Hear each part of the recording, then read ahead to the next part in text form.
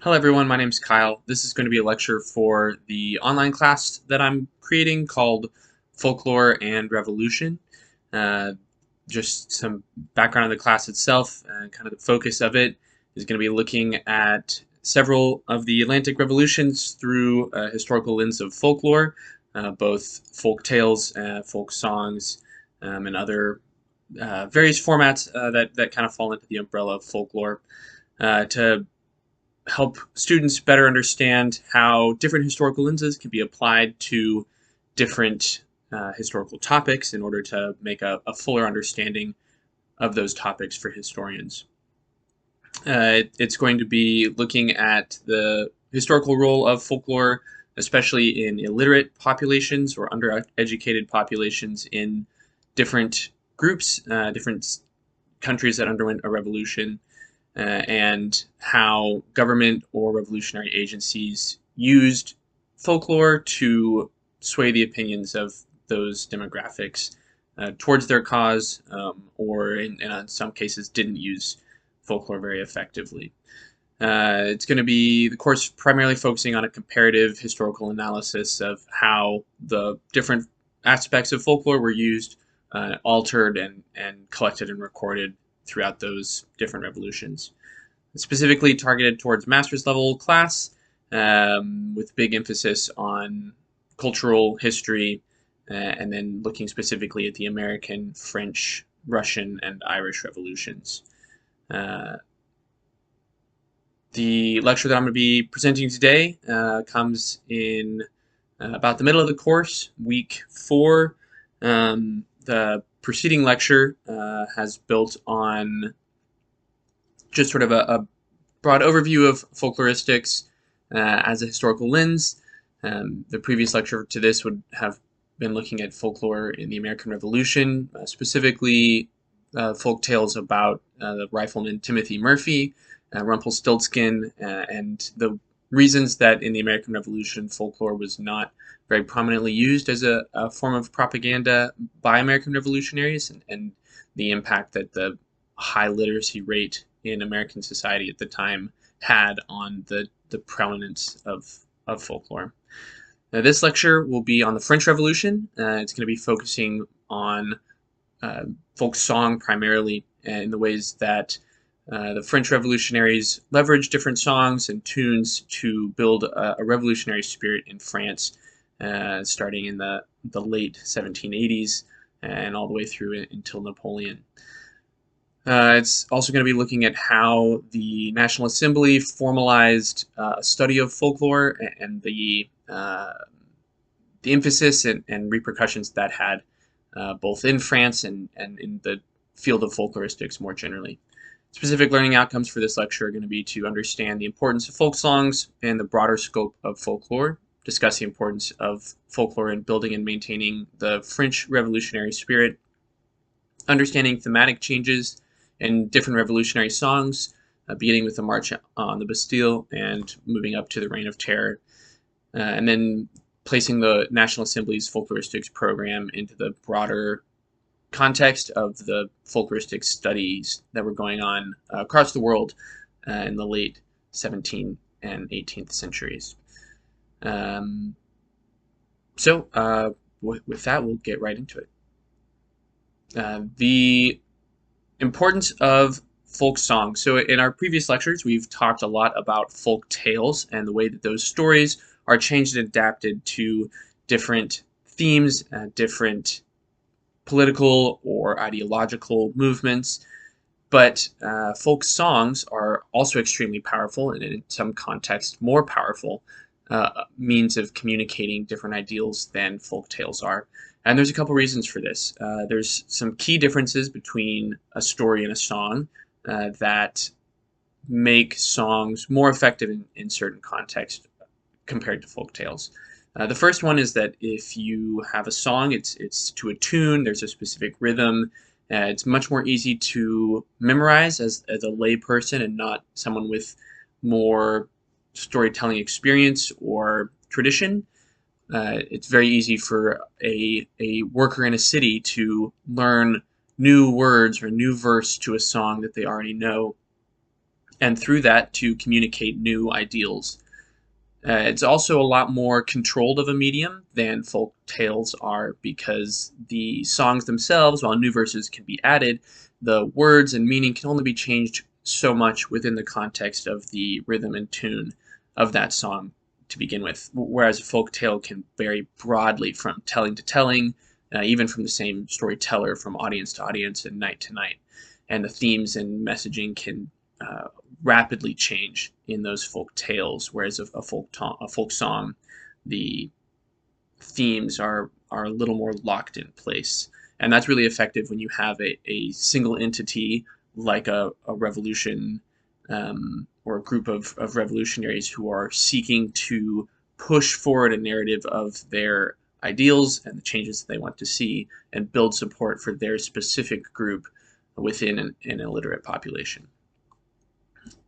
Uh, so to kind of understand this, we'll look at a few different folk songs from Paris, beginning in the 1790 and moving through into the later years of the French Revolution. Uh, Folk songs were very popular in France, and especially in Paris, for some of the reasons that we just outlined. But they were also recorded and published in little song books that could be distributed very widely, and then people would learn those songs from those books. They would have, the text at the top saying, this is sung to the tune of whatever, and here are the new songs, or the new lyrics that can be sung along with it. The Chronique of Paris on May 18th of 1790 published an article talking about the dominance of songs and sort of the themes that were being brought up in those songs. The article says, there are songs in the streets within the understanding of people and written in the spirit of the revolution. Chance enabled us to hear several in which there are well-turned couplets. All these couplets are heard by the people with great satisfaction. The praise of the king, the prudence of Lafayette, of good Bali, and of the National Assembly. And we saw with pleasure this type of amusement so often employed by the police of former times to distract or mislead people, often used for a praiseworthy purpose and a useful end, namely, to enlighten and forewarn them against the attempts of superstition and fanaticism. So what this is saying is that these songs are extremely popular uh, in the lay people of France, which is where the revolutionary movement really was built up there. And it also discusses how these types of songs were leveraged by previous groups, the monarchists, or the article specifically mentions the police, to try and keep people pacified by having these entertaining songs. And now they're being used for what they call a praiseworthy purpose of building this revolutionary spirit in France. So one of the first songs that we'll look at is called Caire, which means it will succeed. It was sung, the story goes, sung by a man named Ladre, who was a French soldier that retired and became a street singer in Paris. And he wrote these lyrics to the popular tune called the National Carillon. And the song gained popularity very quickly, and the song also sort of quotes Benjamin Franklin, a phrase that he was known to have said, or reported to have said, during the American Revolution. A lot of the early French Revolution, as we know, is built on the ideals of the American Revolution, and so this sort of one of these initial songs echoing that in a way that was very clear and obvious to the people who were singing it and hearing it. The lyrics go in English. It will succeed, it will succeed, it will succeed. The people of this day repeat over and over, it will succeed, it will succeed, it will succeed.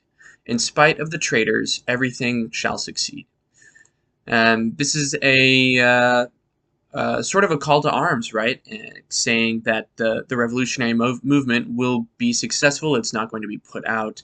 It is identifying the monarchists as traitors. There's a strong sense throughout the French Revolution that it is more of a reestablishment of France as opposed to taking over and creating something entirely new. But you'll see again in the other songs that we're going to look through how often that idea of France being or the monarchy being betraying the population is very common.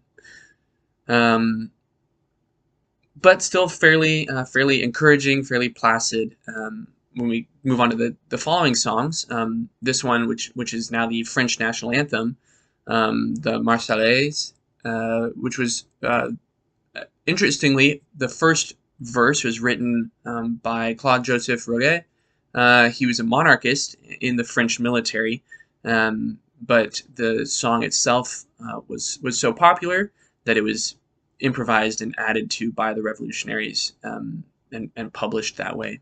And so the first verse that was written in support of the monarchy, it says, again in English, "Let's go, children of the fatherland, the day of glory has arrived. Against us tyranny's bloody flag is raised. In the countryside, do you hear the roaring of these fierce soldiers? They come right to our arms to slit the throats of our sons, our friends.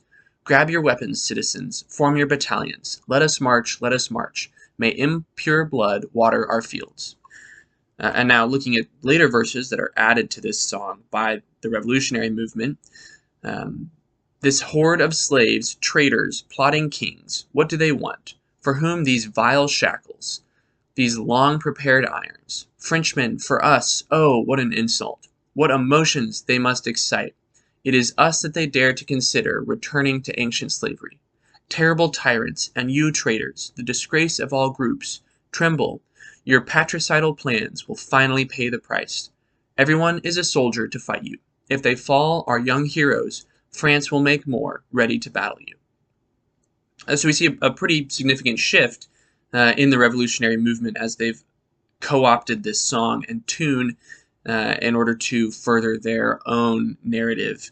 Again, we see the imagery of the monarchy betraying the people, and the song becomes a lot more brutal and violent, claiming that every person in France will rise up against this tyranny to overthrow it.